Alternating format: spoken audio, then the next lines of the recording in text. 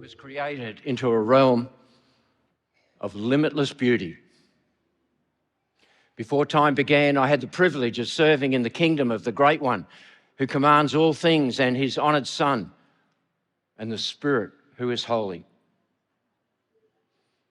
I was given the name Michael, and amongst the legions of angels, I stood close to the throne with enormous responsibility.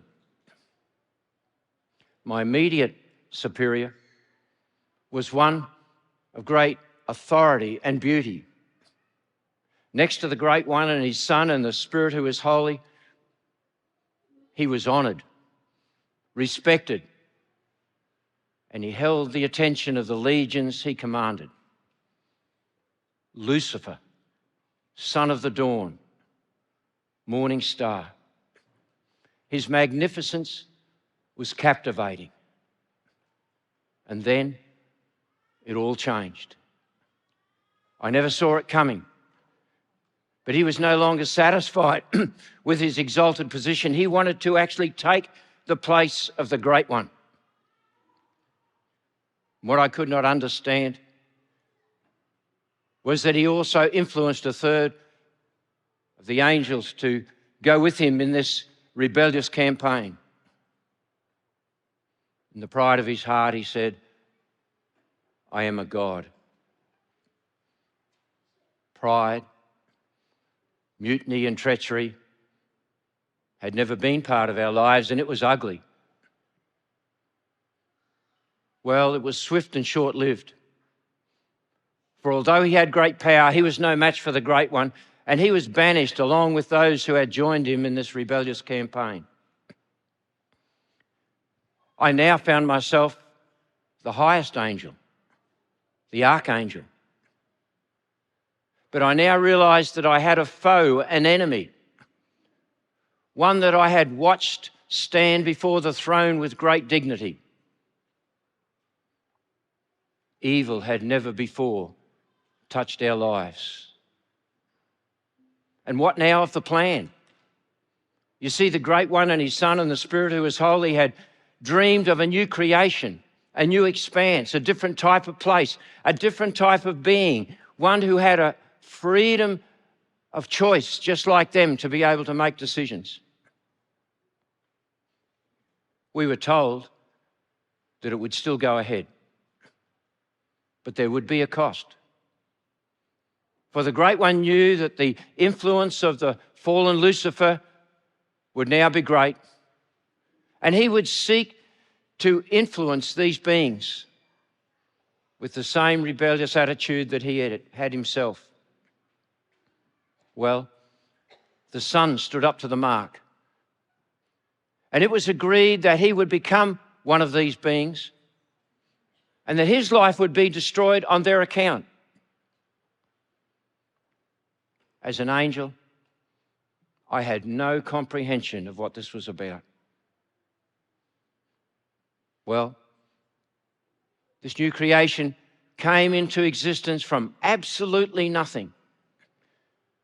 And with each word from the Great One, we watched in awe as a new expanse, a new place, new life, new colours, new sounds, all came into being with precision and great detail. And then, the pinnacle of his creation, a man and a woman. He fashioned them, and then he brought them to life with the breath of heaven.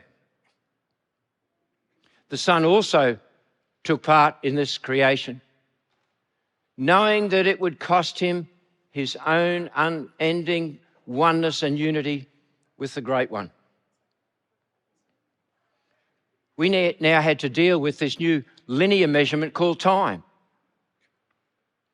Well, it never progressed too far before chaos occurred. For as predicted, the fallen Lucifer tricked the man and the woman into believing him against the Great One. And in their rebellion, they were then banished from their paradise. Heaven grieved. But the Son, he remained resolute. And he said it was because of the great love he had for these beings as wayward as they had become. Well, time continued, and the Great One from time to time would speak through key people, and the Son would only intervene every now and then. One such occasion, there were 3 young men, Shadrach, Meshach, and Abednego. They were followers of the Great One, and they had fallen foul of a heathen king who was going to throw them into an overheated furnace. Well, the Son became one of them and stepped into the furnace and saved them. And they had a contemporary called Daniel. Daniel, on one occasion, as a follower of the Great One, was in a battle in prayer. And I sent some angels to help him, but for 21 days they could not prevail, and finally I had to go myself. You see, this new creation is made of time and space and matter, but many do not comprehend the unseen spirit world in the heavenlies, which is where I spend my efforts. Well, the time came for the formal entry of the Son into the world. It had descended into chaos. And although we had come to experience some of this in the heavenlies, it seemed as though the sovereign power of the Great One was sufficient to control it. But in this new creation, it appeared as though anarchy prevailed. And I knew the vile hate that Lucifer now had for the Son. And he would do anything to be able to destroy him. So as the archangel, I considered what armies should I make available for him to be able to go on this mission? What plan would we need to have in place to keep him safe? And then we would need to have a strategy if things didn't go correct and we needed to get him out of there quickly. Well, the Great One briefed us, said there would be none of this, that he would go as one of them from the beginning and be vulnerable. He would be almost unnoticed until his time had come. And then the Great One prepared us for the worst. Even when he was being savagely treated, heaven would not respond. Though we were tempted to intervene, there would be no action until the mission was complete. I contemplated, motivated by love. How do you love something that you have created that then turns against you in such a vile and despicable way?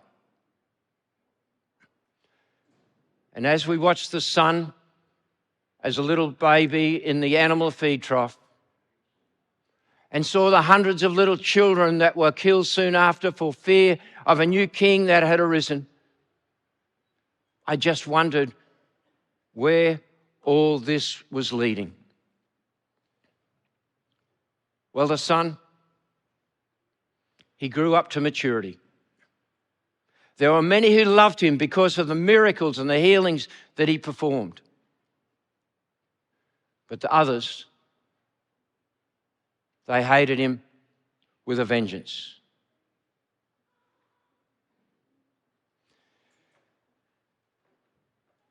And it almost became too much for us. They spat on him. They whipped him. The majesty of heaven was treated like dirt. And then they abused his body and they nailed it to a crude wooden cross.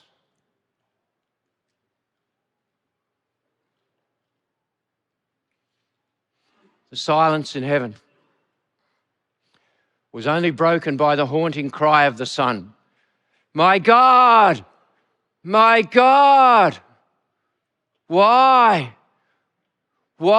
have you forsaken me?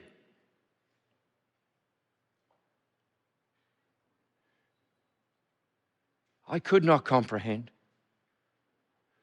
Why he would need to suffer this humiliation and shame when all of heaven was at his disposal. And then, when he uttered the words, "It is finished," I still had no idea. The silence in heaven was deafening. We dare not speak. We dare not move. Every eye was upon the Great One. And he carried an anguish like we had never seen.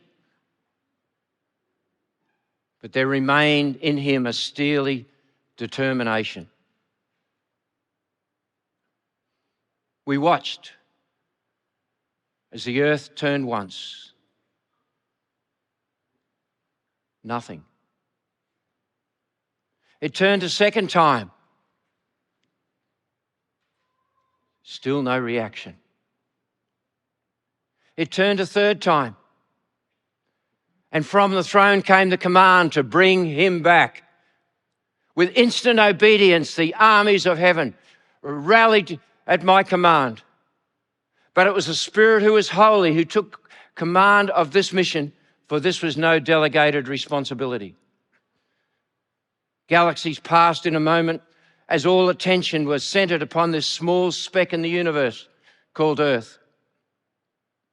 As we approached, the heavens seemed strangely deserted. And then we saw this concentration of evil and darkness. And I wondered where he was, Lucifer, the prince of this darkness. And then I saw him hovering over the stricken body of the sun, jealously guarding his prey with evil intent. Well, the battle was fierce as the personification of evil came up against holiness. The Spirit who is holy brushed aside Lucifer and brought the Son and brought him back to life. And as he did so, the armies of heaven just roared with the anticipation of being able to escort him back to heaven with great celebration. But it appeared as though he did not want to go straight home. He wanted to spend some time with some friends, a political zealot, tax collector, some fishermen. To me, they looked like a fairly motley crew, but the Son had great faith in them. And he wanted them to particularly know two things. Of course, that he was now alive and had beaten the jaws of death, but also that the same Spirit who is holy, who had just brought him back from the grave, would now be their constant companion for the future as his followers to empower them. Well, shortly after, the Son did come home. And the Great One dispatched the Spirit who is holy for his new mission upon the earth. The Son and the Great One, of course, that's his Father. They had a lot to catch up on. One of the things they did was they agreed that every time a new person would become a follower of the Son, the angels were allowed to have a party. I can tell you, we have some angels that have turned into real party animals. Well, the Son and his Father continue to liaise because, you see, the plan is not yet complete. For the Son will return to this new creation. But he will no longer come as a baby or obscure in a stable by darkness. But the heavens will explode with excitement and passion and light as the Prince of Heaven is declared forever to be the King of Kings. You know, there's a a way that we as angels don't fully comprehend all this, because you see, for angels there is no redemption. And the consequence for the fallen Lucifer and his followers is almost too harsh to ponder. But the consequence for mankind of the Son going to earth and dying and coming back to life is absolutely mind-blowing. You see, the Son and his Father just love to welcome people into their family. And sometimes I look down and say, surely not that person. They've committed far too much evil. But if they turn away from that and follow the Son with all of their heart, they're forgiven. They're welcomed home. I understand they call it grace. Meanwhile, I continue to lead the armies of heaven. And I know that when the Son came the first time, that Lucifer was dealt a severe blow.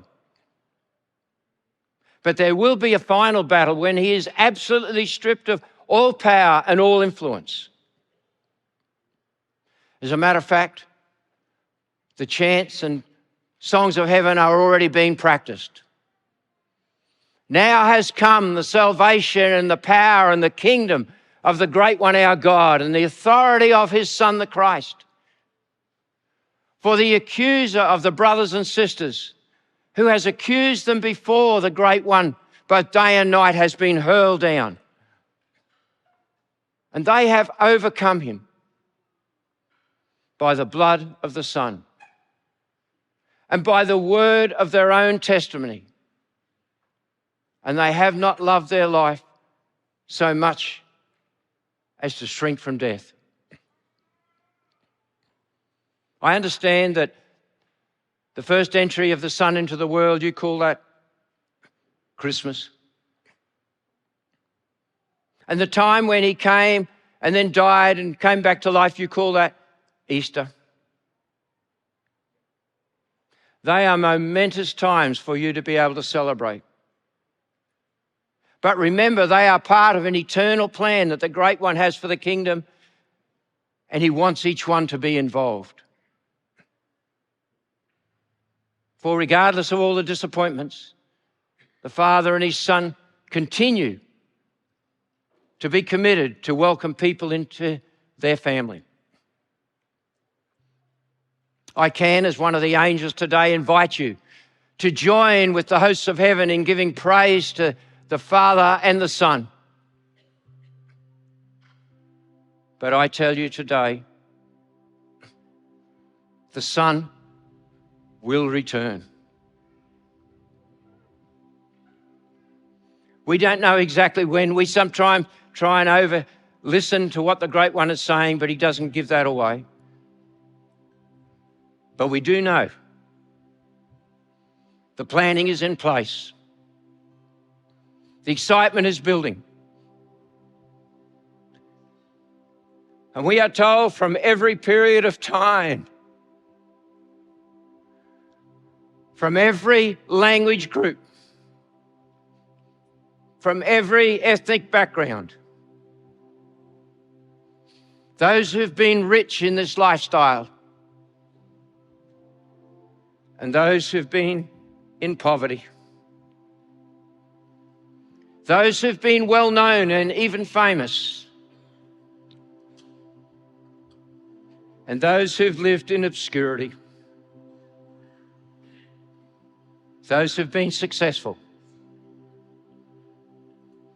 and those who've been abused and suffered greatly, will all be together. I can only imagine what it will be on that day when the Son returns, not as a little baby, but as a reigning, majestic, all-conquering King of Kings.